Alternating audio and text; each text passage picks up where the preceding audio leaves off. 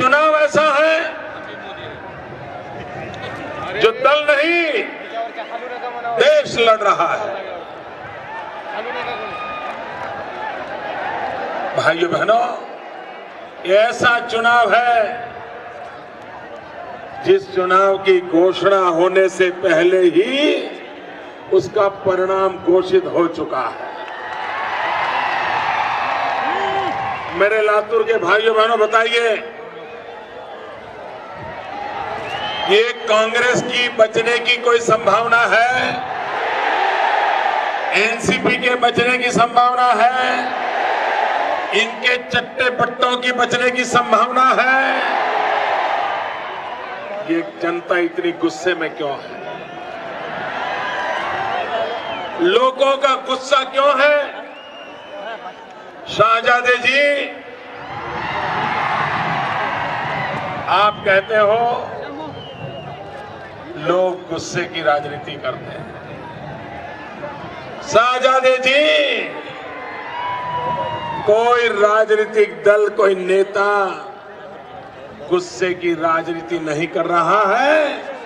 इस चुनाव में 125 करोड़ देशवासी अपने गुस्से की अभिव्यक्ति ईवीएम मशीन पर बटन दबा करके करने वाले हैं।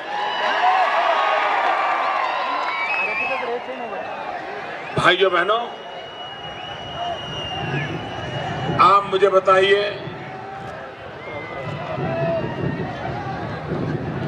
ये शहजादे जी, ये मैडम सोनिया जी,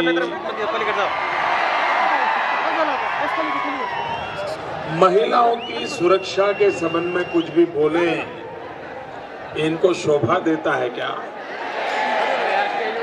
क्या उनके मुंह में महिला सुरक्षा ये शब्द शोभा देता है क्या?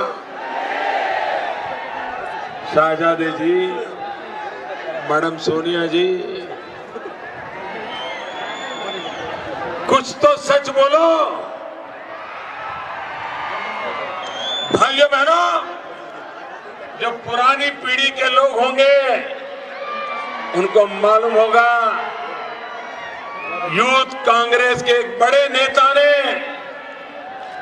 तंदूर में अपनी पत्नी को जला करके जला दिया था,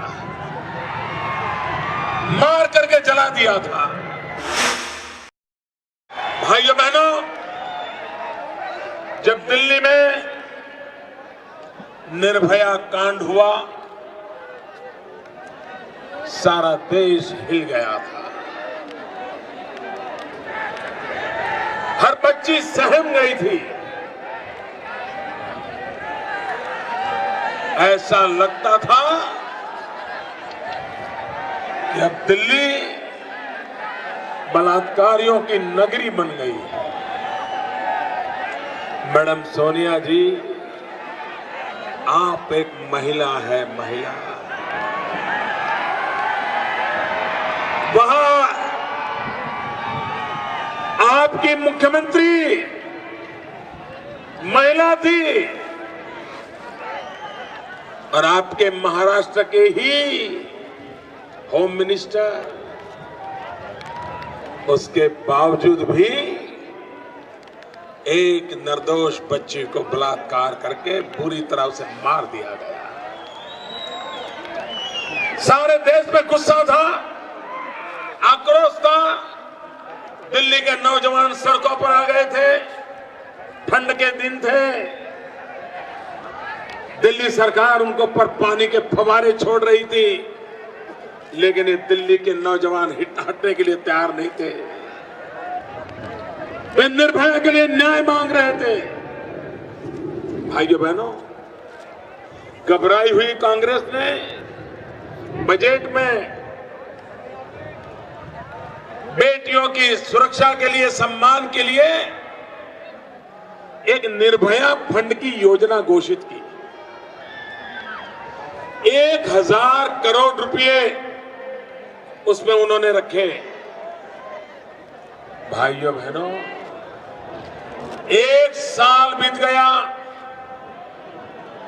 अभी इंटरिम बजट आ गया, लेकिन ये महिलाओं के सम्मान और सुरक्षा की बातें करने वाली मैडम सोनिया जी 1000 करोड़ रुपयों का निर्भया फंड बजट में घोषित करने के बाद भी 1 रुपया खर्च नहीं हुआ है। अरे काहे रे? डूब मरो कांग्रेस के मेरे साथियों, आपको शोभा नहीं देता। और ये ऐसे मोटी चमड़ी के नेता है ये लोग, इनको कुछ होता ही नहीं है। वे लोगों की आंख में धूल झोंकने में एक्सपर्ट है। और अब उन्होंने देखा कि लोगों की आंख में धूल झोंके फिर भी लोगों को दिखाई देता है, तो पार्लियामेंट से उन्होंने एक नया प्रयोग शुरू किया है। अब धूल झोंकना बंद किया है और आंखों में मिर्ची झोंकना शुरू किया है। पार्लियामेंट से उन्होंने शुरुआत की है। ऐसी संवेदनहीन सरकार है कि उन्होंने इस बार इंटरिम बजट में फिर एक बार 1000 करोड़ रुपया निर्भया फंड के लिए लगा दिया। 1 रुपया खर्च करना नहीं है, सिर्फ अखबारों में छप जाए। इससे माताओं बहनों की सुरक्षा नहीं होगी, कल्पना जैसी बेटियों पर जुल्म होता रहेगा। और इसलिए भाइयों बहनों, और मैं महाराष्ट्र के RR पाटिल को भी पूछ रहा हूं,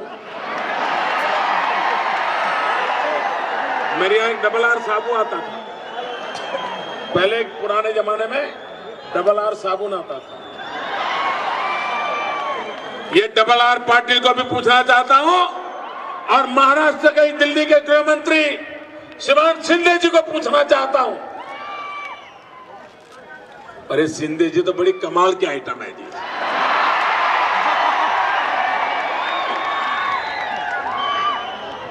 बमकांड हो जाए ना तो भी वो हंसते हुए बयान देते हैं। आपने देखा होगा, उनके चेहरे पर चिंता ही नहीं होती है।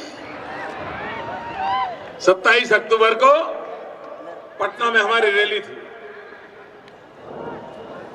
बम धमाके हुए, एक के बाद एक लोग घायल हो रहे थे, लोग मारे जा रहे थे। ईश्वर की कृपा हम आज आपके सामने हैं, लेकिन भाइयों बहनों, जिस समय पटना के अंदर बम धमाके हुए, लोगों को मार दिया गया, आतंकवादियों ने खूनी खेल खेला, उस दिन भारत के गृह मंत्री मुंबई में नट नटियों के साथ, बॉलीवुड के कलाकारों के साथ एक फिल्म का लॉन्चिंग कर रहे थे। लॉन्चिंग, जिस देश के होम मिनिस्टर को आतंकवाद के इतने हमले के बाद भी नट नटियों के बीच खड़े रह करके वीडियो रिलीज करने में प्रायोरिटी लगती हो, उस देश का सामान्य मानवीय सुरक्षित कहां से रहेगा। भाइयों बहनों, ये शरद पवार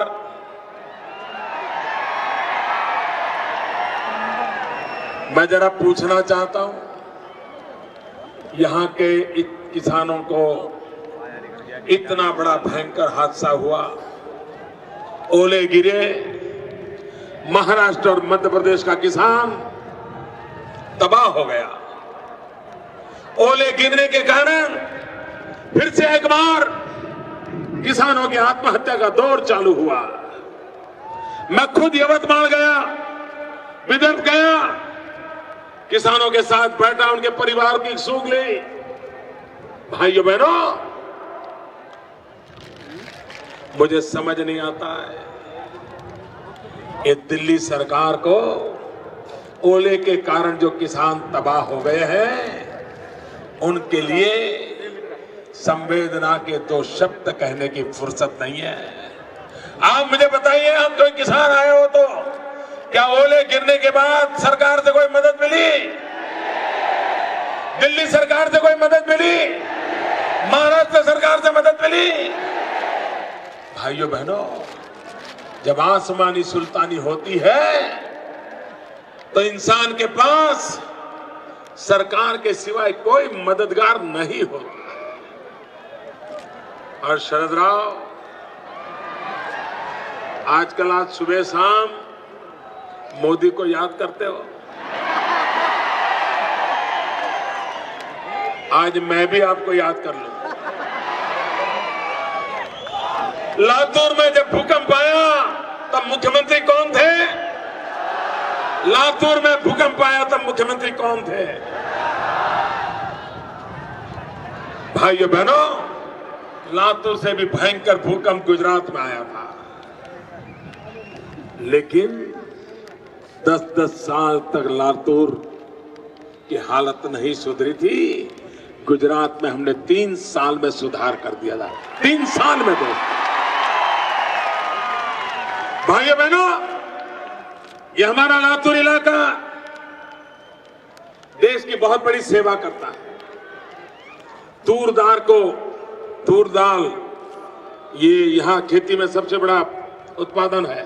ठीक है, तूर दाल बोलते हैं। जो वेजिटेरियन लोग हैं उनके लिए प्रोटीन का सबसे सही रास्ता ये पल्सीज होते हैं। और लातूर के मेरे किसान तूर दाल की खेती करके देश की आने वाली पीढ़ी को प्रोटीन खिलाने का बहुत बड़ा पवित्र काम करते हैं। लेकिन श्रीमान शरद राव, आप 10 साल से कृषि मंत्री हो, क्या दिया आपने तूर की दाल की खेती करने वाले मेरे किसानों की भलाई के लिए? क्या किया आपने? भाइयों बहनों, जब अटल जी की सरकार गई तब पहली बार देश में 1100 करोड़ रुपयों की तूर दाल इंपोर्ट की गई थी। 1100 करोड़ की। और ये महाराष्ट्र के कृषि मंत्री, शेतकरी नेता, इनके कारोबार का कमाल देखिए। 10 साल पहले 1100 करोड़ की तूर दाल इंपोर्ट की गई थी। इस वर्ष 11,000 करोड़ रुपयों की तूर दाल विदेशों से लाई गई है। आप मुझे बताइए, यहां की तूर की दाल की खेती मेरा किसान क्यों करेगा? अगर उसको पैसे नहीं मिलेंगे, उसका पेट नहीं भरेगा, तो क्यों करेगा? भाइयों बहनों, ये दिल्ली में बैठी हुई सरकार, उसको न किसानों की परवाह है, न मां बेटियों की परवाह है। भाइयों बहनों, अब ये दिल्ली की सरकार जानी चाहिए। इनको देश की परवाह नहीं है। और इनकी तो हालत ये है, अगर मैं कहूं कि नौजवानों को रोजगार मिलना चाहिए तो वो क्या बोलते हैं? हाँ, लेकिन सेक्युलरिज्म का क्या? मैं कहूं कल्पना को न्याय मिलना चाहिए तो वो कहते हैं सेक्युलरिज्म का क्या? मैं कहता हूं ओले गिरे किसानों को मुआवजा मिलना चाहिए, बोले सेक्युलरिज्म का क्या? मैं उनको पूछता हूं कि किसानों को पानी मिलना चाहिए, वो कहते हैं सेक्युलरिज्म का क्या? क्यों? इनके पास किसी सवाल का जवाब नहीं है। उनके पास एक ही नकाब है, एक ही नकाब। हिंदुस्तान के लोगों को वही जड़ी बूटी देते रहे हैं। कोई भी सवाल पूछो, बस सेक्युलरिज्म की चर्चा करते हैं। भाइयों बहनों, इनको हिंदुस्तान की जनता को जवाब देने का इरादा नहीं है। और इसलिए आज मैं कहने आया हूं, जब मैं कहता हूं महंगाई रोको, वो कहते हैं मोदी रोको। मैं कहता हूं भ्रष्टाचार रोको, वो कहते हैं मोदी रोको। मैं कहता हूं बेरोजगारी कम करो, वो कहते हैं मोदी रोको। भाइयों बहनों, इस चुनाव में उनका एक ही एजेंडा है, मोदी रोको। पहले जब चुनाव होते थे तो सत्ता दल को हटाने के लिए सारे दल इकट्ठे होते थे, योजना बनाते थे, स्ट्रेटेजी करते थे सत्ता में से हटाने के लिए। देश में 60 साल में पहली बार सत्ता दल और उनके सारे दरबारी इकट्ठे हुए हैं। किस काम के लिए? कुछ भी करो, मोदी नहीं आना चाहिए। कुछ भी करो, मोदी को रोको।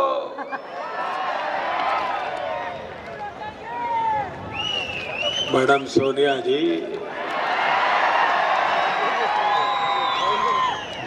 अब देश चल पड़ा है। अब कांग्रेस पार्टी का बचना मुश्किल है। और ये मोदी को रोकना क्यों चाहते हैं भाइयों? ये मोदी को रोकना क्यों चाहते हैं मालूम है? उनको पता है एक बार अगर मोदी आया तो 16 मई के बाद उनका ठिकाना कहां होगा, इसका उनको पूरा पता। आप मुझे बताइए भाइयों बहनों, देश के लूटने वालों को उनसे हिसाब मांगना चाहिए कि नहीं? पाई पाई का हिसाब मांगना चाहिए कि नहीं? जनता का पाई पाई रुपया वापस लाना चाहिए कि नहीं? आप मुझे कहिए भाइयों, क्या आप ये मानते हैं कि हिंदुस्तान को लूटने वालों ने विदेशों में अपना धन जमा कराया है? जरा पूरी ताकत से बोलो। आप मानते हैं देश को लूटने वालों ने अपना धन विदेशी बैंकों में जमा किया है? आप मानते हैं काला धन वापस लाना चाहिए? आप चाहते हैं काला धन गरीबों के लिए काम आना चाहिए? हिंदुस्तान का पैसा हिंदुस्तान के काम आना चाहिए? चोर लुटेरों का एक एक रुपया वापस लाना चाहिए? आप क्यों हाँ कह रहे हो? आप हाँ क्यों कह रहे हो भाई? कोई ना बोल ही नहीं रहा है। आप हाँ इसलिए कह रहे हो कि आपका एक भी रुपया नहीं है। तो आपका क्या जाता है? आपका क्या जाता है? इसलिए आप कहते हैं हाँ लाना चाहिए, लाना चाहिए। तो ना कौन कह रहा है भैया? ना कौन कह रहा है? कौन ना कह रहा है? जिन्होंने देश को लूटा है, जिन्होंने देश के पैसे विदेशों में रखे हैं, वे काला धन हिंदुस्तान में लाने से कतरा रहे हैं।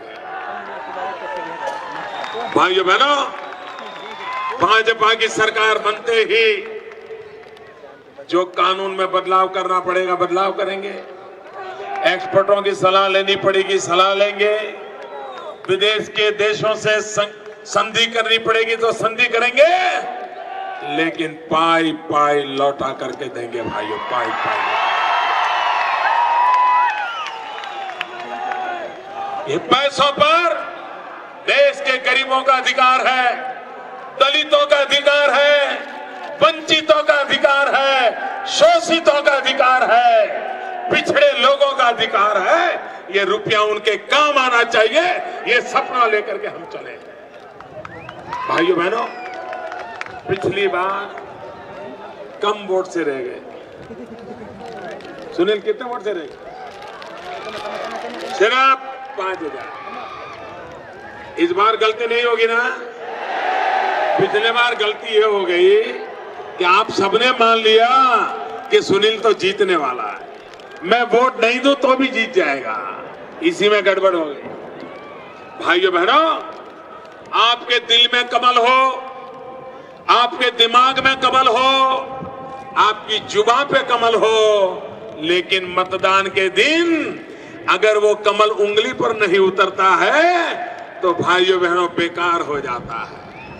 और इसलिए कमल दिल में हो, दिमाग में हो, जुबान पे हो, लेकिन चुनाव के दिन कमल उंगली पर उतर करके ईवीएम मशीन को दबाना चाहिए, तब जाकर के विजय होता है।